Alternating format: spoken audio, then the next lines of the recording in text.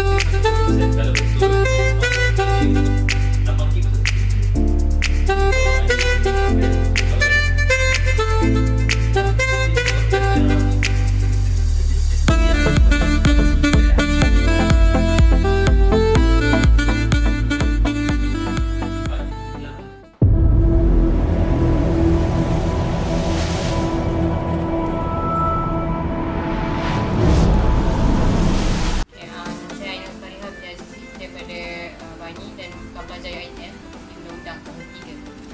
Pertamanya saya dapat tahu kedai ni apabila mendapat offer untuk format RM1 yang mana saya of course hatilah sebab RM1.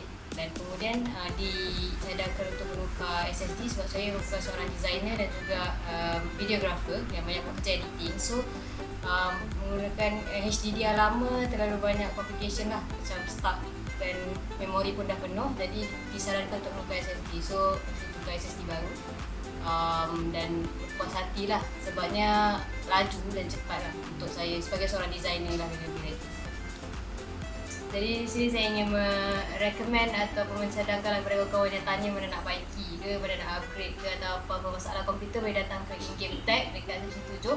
Dan hari ini juga saya pun dah bawa kawan-kawan saya datang sini, saya dah promo, diorang pun nak untuk mendapatkan servis In-Game Tech. So semua yang dekat luar sana kena datang juga sebab dia punya servis.